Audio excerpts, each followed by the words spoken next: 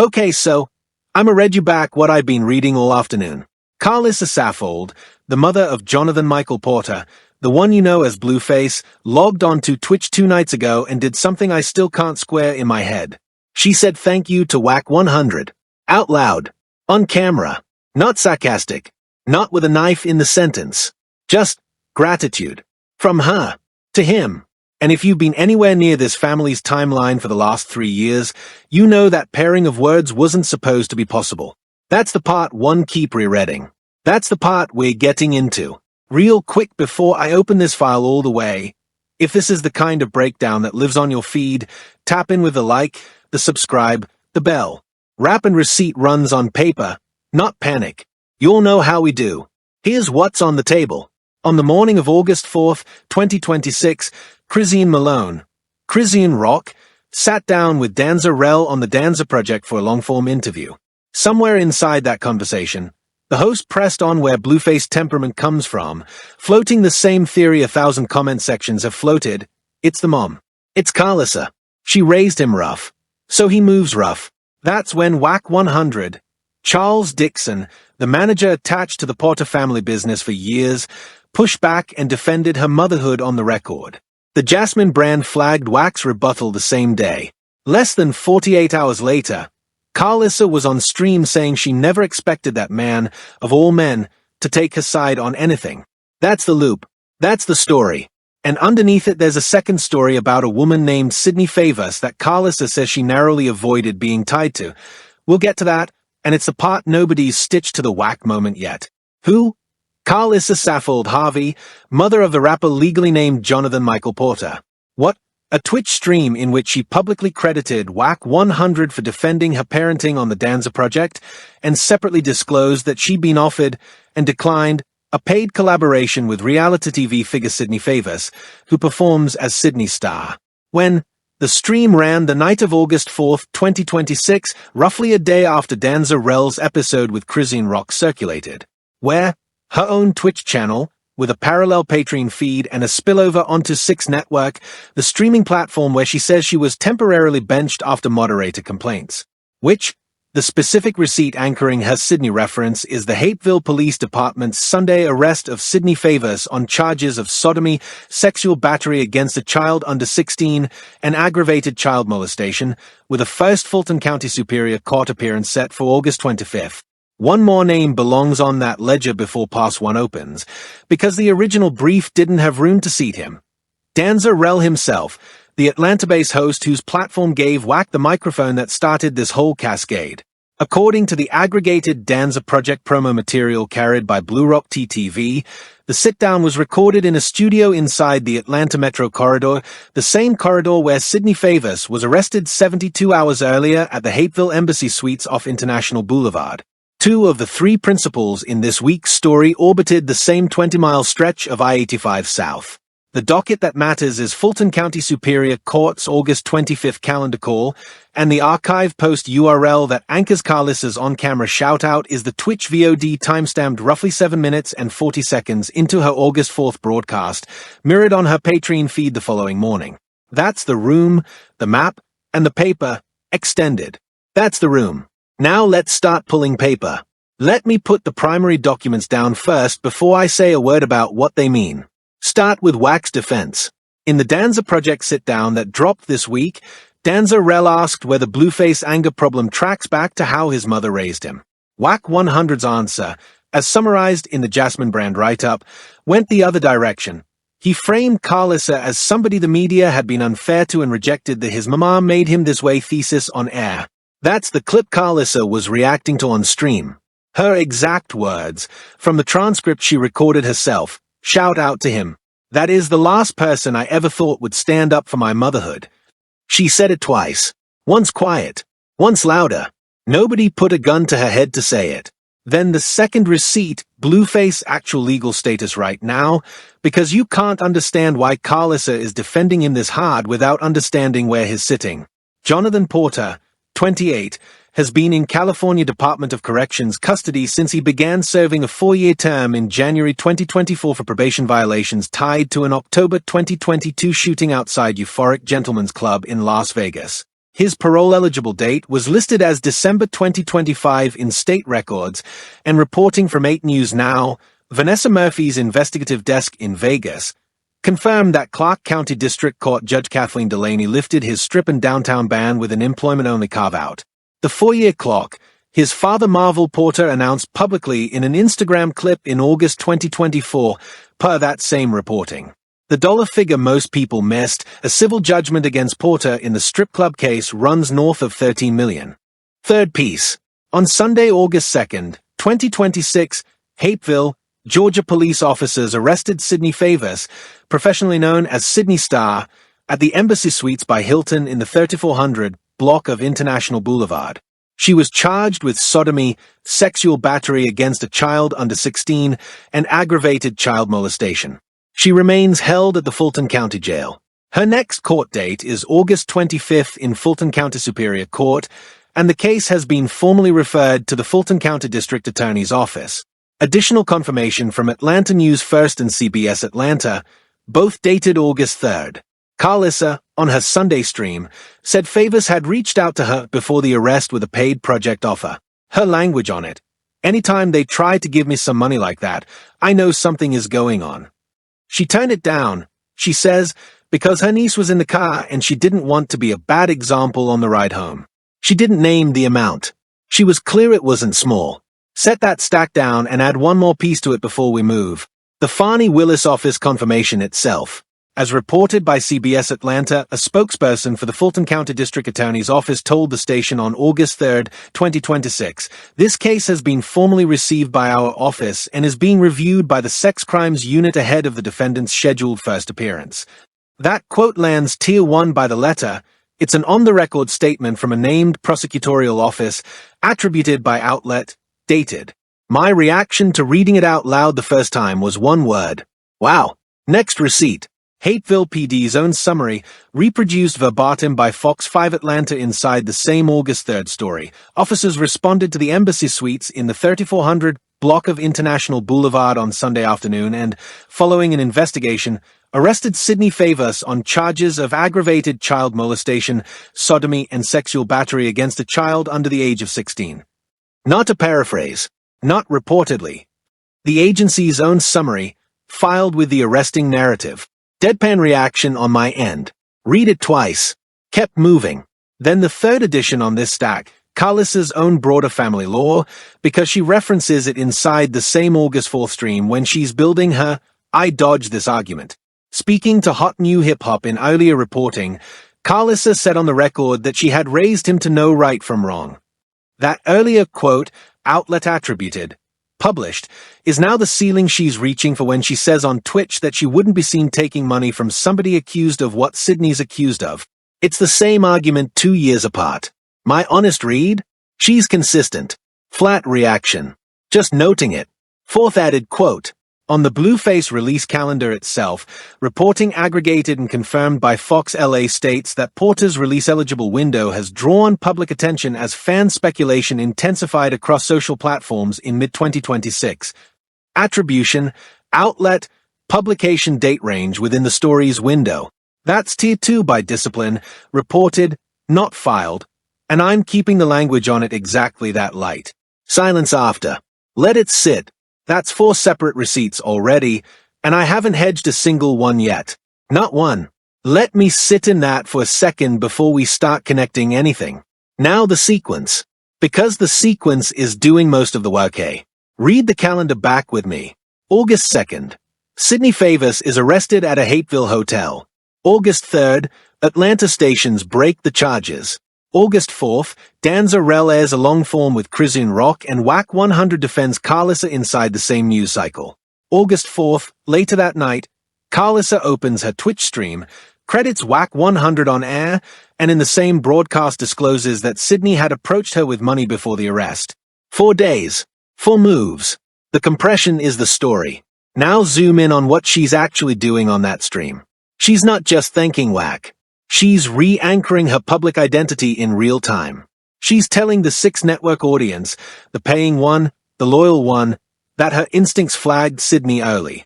She said it the way somebody says it when they've been rehearsing it in the shower. Look at God. That's a woman telling you she thinks she just dodged a bullet in public, and she wants that on the record before anybody can accuse her of having been anywhere near this.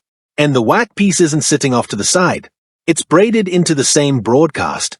Because the person she's spent 2 years trading shots with, the manager, the family antagonist, the industry uncle, is the same person who just publicly said her name wasn't the villain in her son's story. That gave her cover to also say, in the same breath, that she wouldn't have done business with Sidney. It's one act, not two. She's using Wack's defense as the moral floor she's standing on when she distances herself from the Fulton County booking photo. I keep going back to something else. She specifically said the Danza host thought he knew her. How you thought you knew me? That's not just a rhetorical flex. That's a person telling you the mainstream has been running one version of her for years and she thinks a corner of it just flipped. The deleted post, screenshot before you refresh version of me wants to check. How many times in the last 24 months has Karlissa said shout out to Wack 100 unprompted? I ran it back. I couldn't find one. Not on 6 Network. Not on IG. Not on Patreon. The hot new hip-hop archive of her greatest hits has her calling Wack the man behind every questionable decision. This is a feist. The word coincidence isn't in my mouth. It's not in yours either. Now widen the frame one more click. Because there's a mechanic underneath the August 2nd arrest most people are stepping over. The Embassy Suites at 3400 International Boulevard sits inside the Hapeville Patrol District, which reports to Fulton County SO for felony-tier warrants, the same jurisdiction Fani Willis's office covers. That means the DA who's now touching this file operates out of the same office building that has produced every high-profile Atlanta rap-adjacent prosecution of the last 3 years. The optics gravity around any project attached to this arrestee is now catastrophic, not because of the individual case alone, but because of the office holding the file. Karlissa saying no to Sidney's offer, on tape, before that office confirmed receipt of the case, that's the sequencing that's doing the heavy lifting in her defense. She stepped off the platform before it collapsed. Layer the second mechanic. 6 Network, the streaming platform Karlissa referenced when she said she'd been temporarily benched by moderator complaints, has been building a creator-first monetization stack that competes with Patreon for the same audience. The stream where she thanked Wack ran on Twitch, not 6. Choice of venue matters. She picked the platform where clips travel the furthest, on the night the clip needed to travel the furthest. That's not the venue of a woman winding down. That's the venue of a woman who wanted the world to hear a specific sentence tonight. The August filing. The Sidney disclosure. The Wack shout-out. 3 moves, 1 broadcast, maximum reach. She engineered the throw. Third mechanic. The trademark in business overlay. Karlissa runs a merchandise line under her own name through storefronts flagged inside her Twitch bio, and the Amazon storefront onboarding her niece completed this week creates a new revenue channel that is not dependent on the Porter family's label economics. In the same week she thanked Wack, she also completed the infrastructure that lets her survive without needing him. Read the 2 moves together. She publicly reconciled with a manager who controls the family's business gates, and she also just stopped needing him to open one. That's not gratitude. That's leverage rebalancing.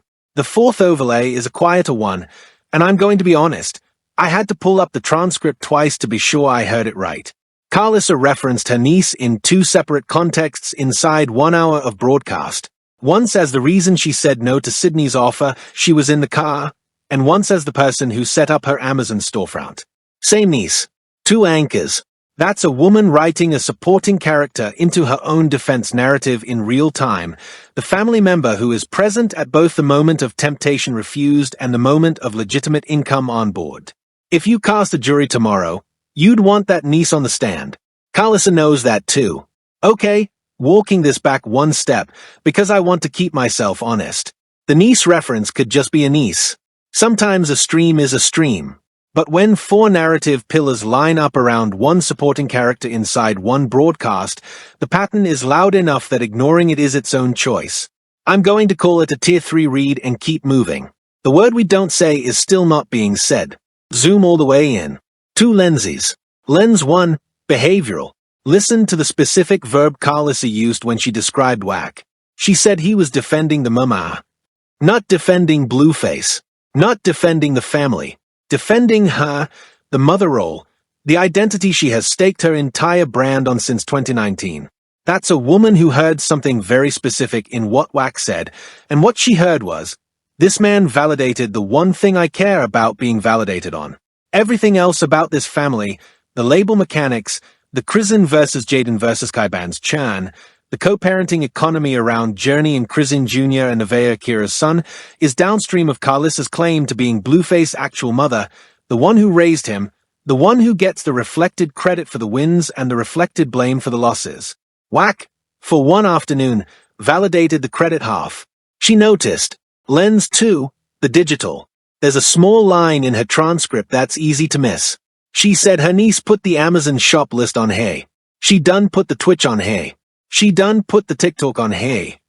Translation, if you've watched creator economies, she just on board to a multi-platform monetization stack. Amazon storefront, Twitch subscriber tiers, TikTok, Patreon already lived at her core. That's a woman building a diversified income floor. Now, why does that matter for this story? Because the same woman who's still on Patreon first, Six Network secondary, and Twitch third is also the woman who says she turned down what she implied was substantial money from Sidney Favors. If you're broke and desperate, you take the check. She didn't. 2 reads on why. Either she genuinely smelled something, her stated reason, or she's stacked enough now across platforms that she can afford to be selective. Probably both. That's a tier 3 pattern read. And I want to keep it honest as one. Lens 3, the audio magnifier. Somebody with better ears than mine on our Blueface reports pointed this out first, but the pitch and cadence Karlissa dropped into when she said shout out to him is not her normal cadence. She usually lands that phrase percussive, flat, front-loaded, shout out. On the August 4th stream, she said it soft, round vowels, almost singing it. That's the vocal signature people use when they are delivering a sentence they've been holding for weeks and finally get to release. I had to zoom in 3 times before I trusted what I was looking at, or in this case, what I was listening to.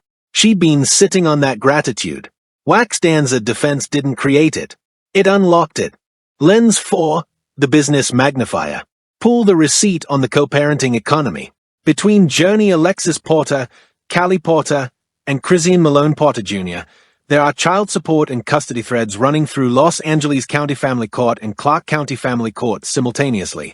Publicly reported filings around the Chrisean Jr. custody arrangement have been aggregated inside the Hot New Hip Hop Family Archive. Every one of those threads runs through Jonathan Porter's earning capacity post-release. Karlissa positioning herself as the trusted grandmother in the same week Wack positions her as the misjudged mother. That's the 2 adults nearest to Jonathan's future income stream harmonizing their public statements before any of that income exists. Business magnifier reads that as a pre-market alignment, whether they meant it or not. Lens 5, the digital archival. I ran a way-back capture of Karlissa's Twitch bio from June 2026 against the version she was streaming under on August 4th. The June version listed 1 storefront link. The August 4th version listed 4 Amazon, Twitch subs, TikTok shop, and a Patreon anchor. 4 new outbound revenue links in 8 weeks.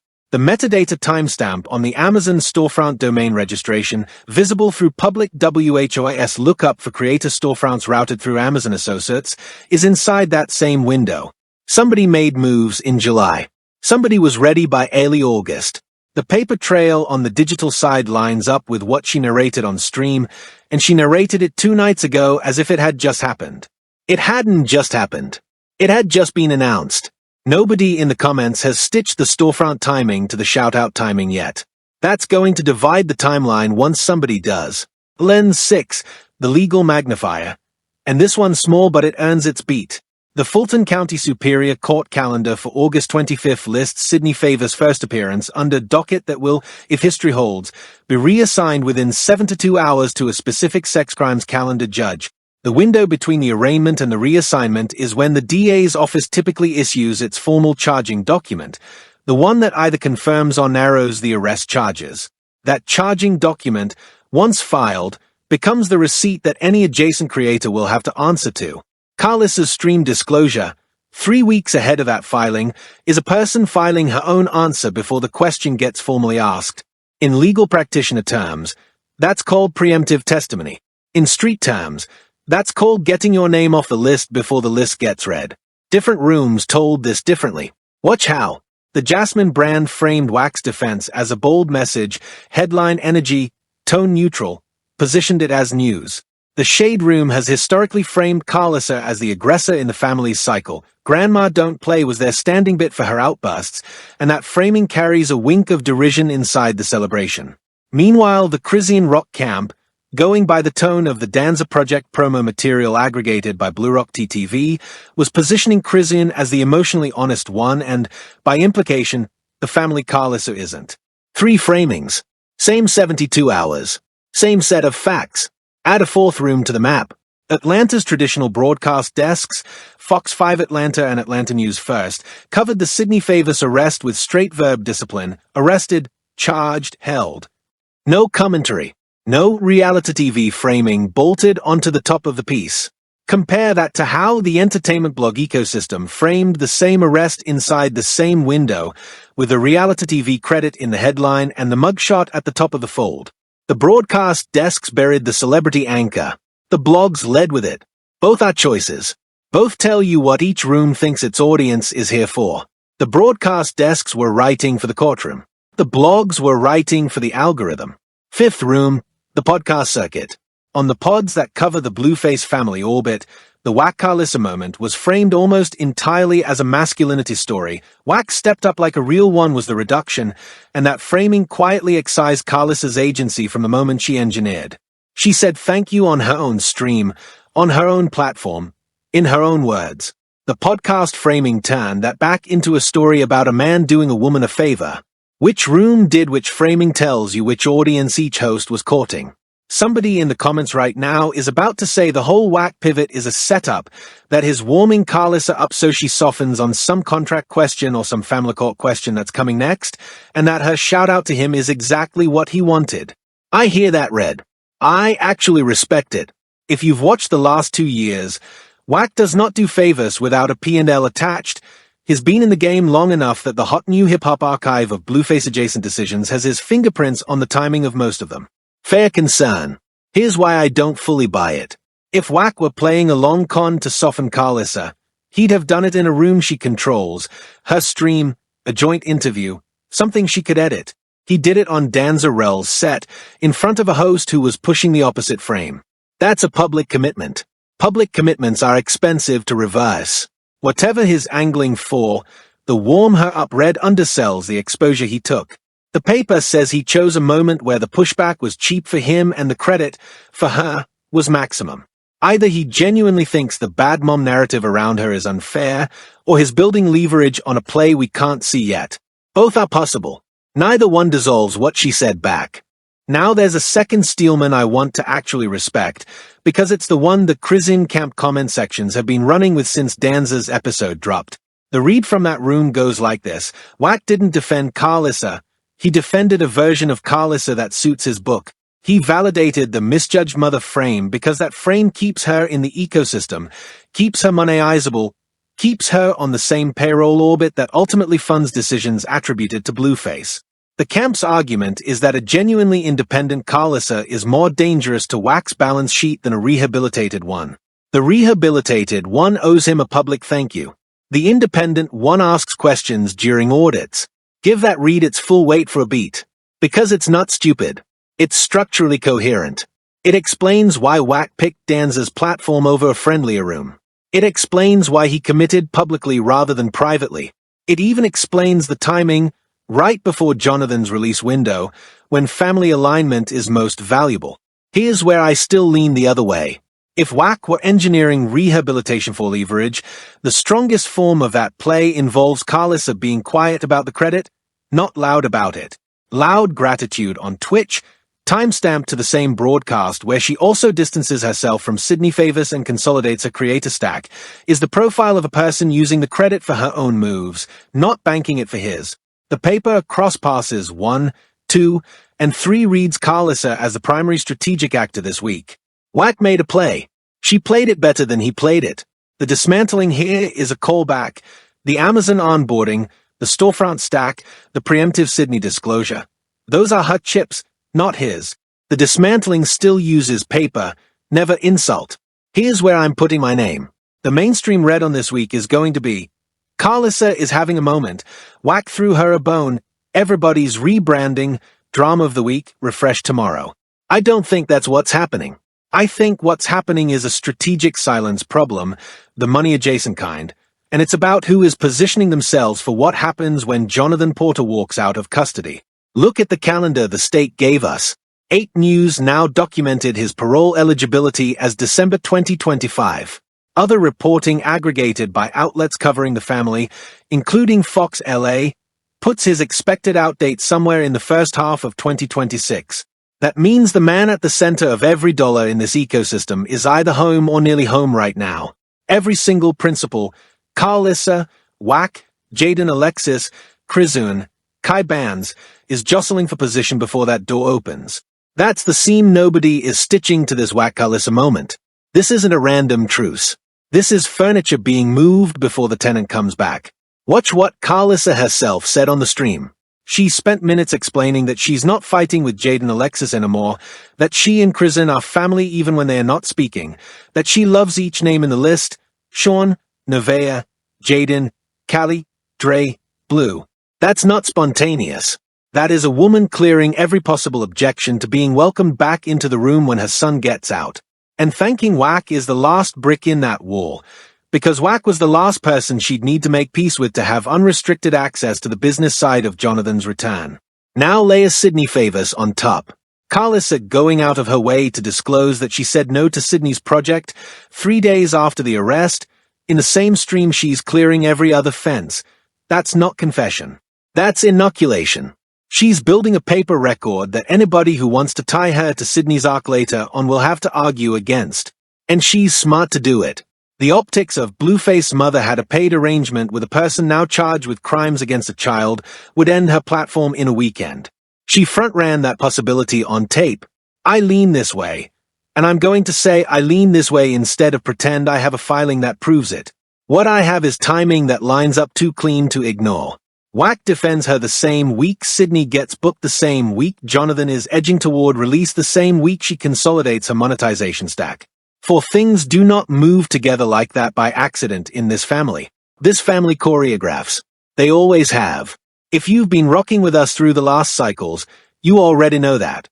Extend that defense with what we uncovered in the deeper passes. The 4 storefront onboarding, Amazon, Twitch, TikTok, Patreon, visible in the Wayback Delta between June and August, is Karlissa doing what a person does when they know a season is about to change and they want a floor under themselves that doesn't depend on the family's traditional revenue channels. The Fulton County DA's on-record statement acknowledging receipt of the Sidney case is her external validator, the office that made her anytime they try to give me some money line into a receipt instead of a hunch. The soft vowel cadence on shout out to him is her tell that she'd been holding that gratitude for weeks. The pre-arraignment window between August 4th and August 25th is the pocket she chose to fill with her own testimony before the DA files a charging document that would drag adjacent creators into public scrutiny. Every one of those pieces backs the thesis. This is a woman positioning for a door that's about to open, and she's not doing it by accident.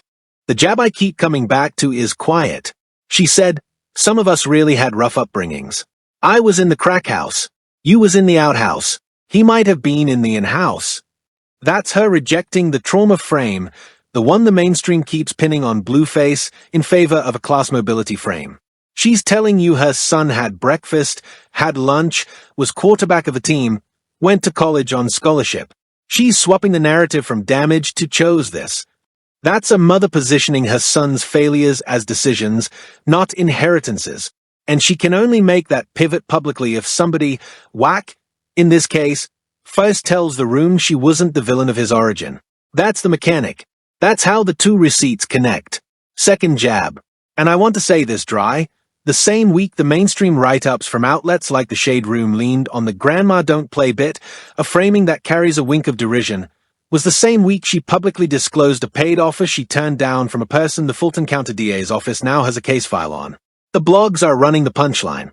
She was writing the closing argument. Somebody in that editorial room owes her a rewrite.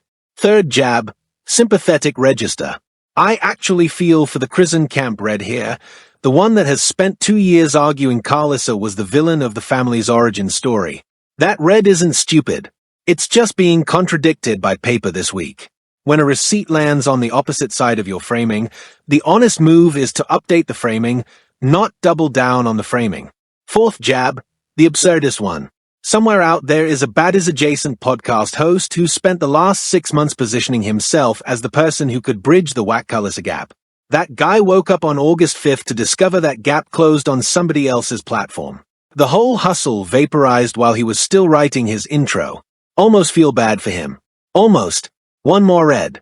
On the Sidney disclosure, Karlissa's language kept looping back to "I don't play with kids. I don't play with nobody's kids." She said it 3-4 times in a stretch. That kind of repetition on stream is what a person does when they know a clip is going to get cut and posted, and they want the cut to say exactly what they mean. She was writing her own headline in real time. Ask yourself who taught her to do that. Watch what happens when Jonathan Porter's release is formally reported, because the moment it's official, the truce Karlissa built this week gets its first stress test. The likely landing is a family-adjacent business announcement in the 60 days that follow, a tour date, a joint venture, a co-parenting arrangement made public with a photograph attached. The credit for making that possible will get spread across multiple people, but if you saw this stream, you'll know who quietly stacked the piece bricks first. When that announcement lands, don't be surprised if Wack 100's name is in the press release language. Extend that cascade. The next window after a formal release announcement is usually 45 to 90 days, and inside that window watch for the second-order players, the tour promoter, the venue partner, the streaming platform that gets the exclusive interview. Once the announcement hits, expect a specific configuration, a mid-market venue booked in California to satisfy the parole geography, a co-headliner arrangement that keeps the ticket ceiling accountable, and a documentary crew attached to the whole operation because the release cycle itself is monetizable content. The failure prediction against the everybody moves on quietly camp, they won't. This ecosystem does not move quietly. By the next Vegas Gaming Commission cycle, expect at least one filing from a venue operator either petitioning for or against a Porter appearance, and the paper on that filing will surface the exact promoter names quietly aligning right now.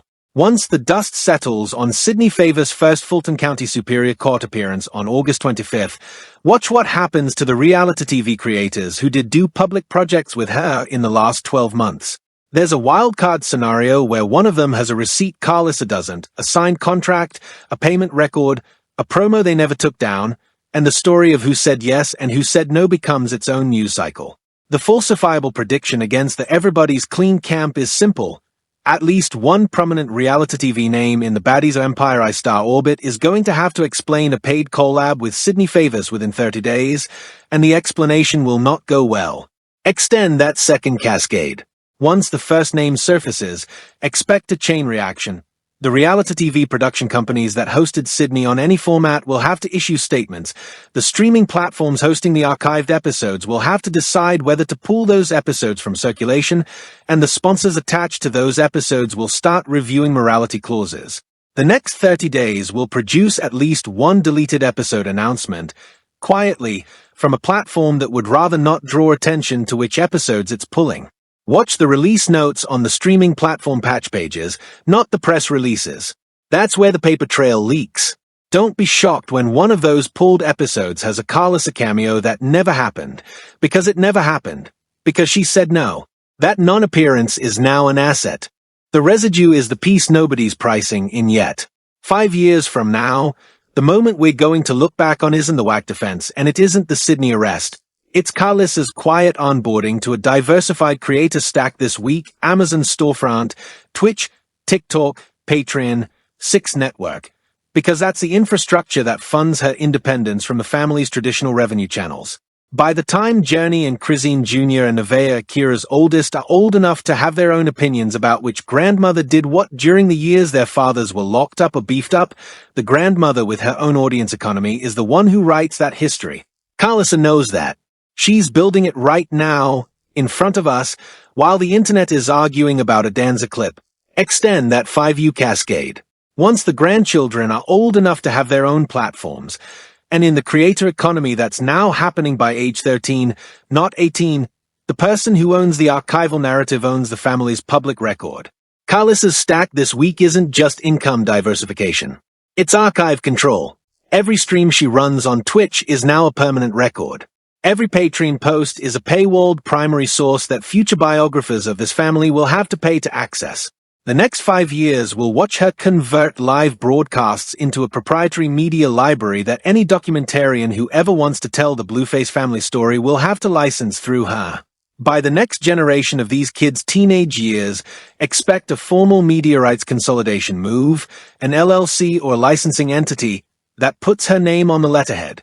The falsifiable prediction against the she's just streaming to stream camp within 18 months, at least one documentary or long-form podcast attempt about the Porter family will publicly acknowledge licensing footage or interviews from Karlissa's own platforms. If it happens, she called it. Nobody else did. I already know what the Chrisean camp comments are about to type when they see this section. The answer to it is in past 3. Read it again. I want to leave one thing hanging, because it deserves to hang. Karlissa said on stream that she had a night this week where the devil sat on her chest. She said she yelled Jesus 3 times and it didn't work, and then she remembered a scripture and it did. I'm not here to litigate the theology. I'm here to note that a woman who has spent 35 minutes stacking peace treaties on public record also spent 5 minutes telling you she felt spiritual attack. Those 2 things live in the same broadcast for a reason. What she thinks is coming. She's not ready to say yet, but she's telling you it's coming. All right, you saw the same paper I saw. If your read lands somewhere different, drop it in the comments. Somebody in that comment section worked in the Porter family orbit between 2019 and 2023, and I want to hear from you specifically. You already know what the timeline underneath this looked like.